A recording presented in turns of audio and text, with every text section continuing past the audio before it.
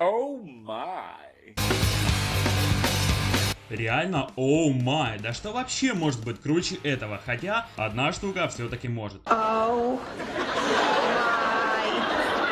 god. Ну окей, хватит трепаться, или как говорится, история одной песни. Мое знакомство с System of a Down случилось в 2005 году, спустя лишь 3 месяца после выхода крайнего на тот момент альбома Mesmerize. Мне нереально фартануло, потому что пластинку с альбома мне самому предложили послушать. Тогда компакт-диски стоили гривен по 20-25, это было просто до хрена. Само собой, я офигел от музыки, настолько офигел, что вскоре уболтал друга скачать и записать для меня все актуальные на то время альбомы. Спасибо, братан, скачал, записал, поделился.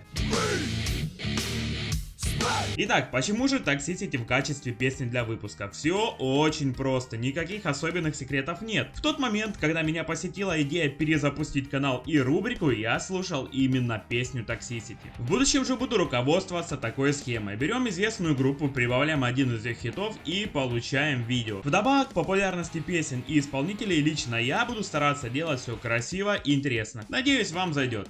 В сентябре 2001 года System of a Down вместе с продюсером Риком Рубином выпускает свой второй студийный альбом с названием Toxicity. Почему я отдельно выделил имя продюсера? Все очень просто. Рик Рубин — личность для музыкального мира легендарная, местами противоречивая и, конечно же, скандальная. Например, Кори Тейлор из Slipknot и Stone Sour в открытую называл его переоцененным и дорогим. Но чувак реальная легенда. На данный момент у Рубина целых 9 статуэток Грэмми, а количество спродюсированных им альбомов сложно сосчитать. Он работал со звездами первой величины абсолютно разных жанров. Он работал со Slayer и Adele, он работал с LL Cool J и Red Hot Chili Peppers. Весь список я зачитывать не буду, но поверьте, имена там внушительные.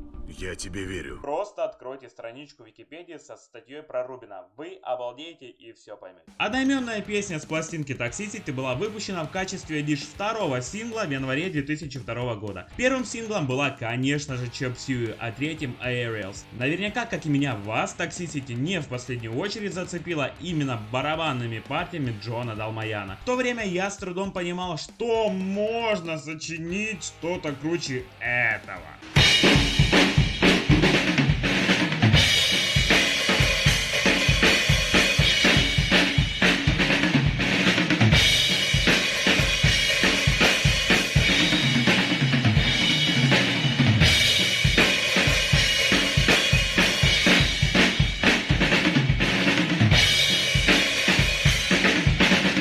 Не в последнюю очередь System of a Down котировалась и за гитарные рифы. Ну, конечно же, не в последнюю, наверное, в первую. В одном из интервью тот же Далмаян сказал, что на Toxicity, как альбоме, так и песне, группе пришлось сделать то, чего они ранее никогда не делали. Моментами гитарные рифы звучали очень жестко и тяжело. В другие же моменты они умолкали, что позволяло песням стать намного мелодичнее. Таким образом, альбом получился продуктом, по словам самих музыкантов, сочетающим в себе максимально противоположные вещи. И действительно, такая тенденция в будущем все явнее будет просматриваться с каждой новой выпущенной пластинкой. Касательно смысла лирики, на сайте songmeanings.com десятилетиями велись жаркие дискуссии. Даже самые яркие поклонники творчества группы не смогли найти единый смысл в тексте. И что тогда говорить о обычных слушателях? Итак, есть парочка самых интересных и залайканных мнений. Я перевел. Первое. Поется об Армении. В одном из самых популярных комментариев на сайте от чувака с ником Джексон натыкаемся на разбор текста. Например, строчка из песни Eating seeds is a pastime activity говорит о буквальном увлечении людей. Поедание семян подсолнечника для коротания времени. Такие семечки, ну... По сути, занятие бестолковое. Фраза «Do you own disorder» объясняет беспорядки в политическом управлении страны и беды людей в повседневной жизни, а также хаос в их настроениях. Фраза «Looking at life through the eyes of a tire hop» означает, что людям безразличны их жизни и уходящее время. Они не в состоянии брать от жизни все и замечать все то важное и замечательное, что проходит мимо них. В целом, становится понятно, что песня якобы о том, что люди сами с помощью других людей, либо каких-то факторов разрушают свои жизни. Только про происходит это не где-то там, а в Армении. Опять-таки, это все согласно тексту пользователя с ником Джексон. Идем дальше. Второе. Поется о прогнившем к чертям собачьим Лос-Анджелесе и американцах. Небольшое лирическое отступление. Сам Серж Танкан, между прочим, весной этого года приобрел в Лос-Анджелесе обалденный коттедж за несколько миллионов долларов США. Ну такое, бывает. Если в двух словах о смысле песни. Берем тупых американцев, вешаем на них всевозможные ярлыки и хаем как можно дольше. Наряду с вышесказанным добавим, что в песне может петься о шоу-бизнесе и его внутренней кухне. Эта тема прослеживается во многих песнях группы.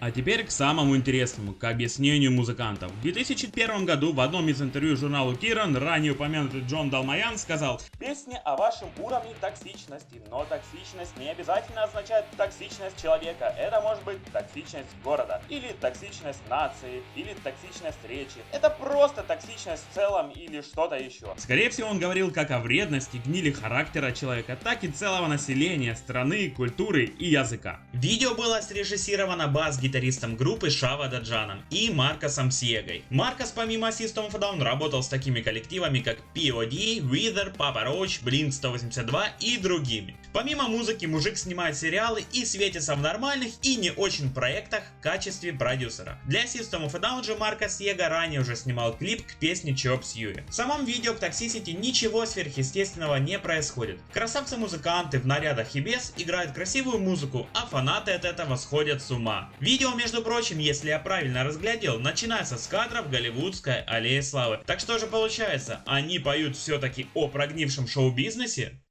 Я сделал это. Это видео уже огромная победа. Но еще большей победой будет развитие канала и появление постоянных зрителей. Глупо ожидать, что несколько выпусков приведут тысячи или хотя бы сотни подписчиков. Но я буду рад и безумно благодарен каждому подписавшемуся и посмотревшему это видео человеку. Следующий выпуск я планирую сделать к следующим выходным. Ориентировочно к субботе либо к воскресенью. Это будет видео по кавер-версиям в видоизмененном формате. На канале как бы валяется один видосик по каверам, но если честно, он так себе. В будущем, я вам гарантирую, будет намного лучше и круче. Итак, всем огромное спасибо, всех обнял и всем до скорой встречи.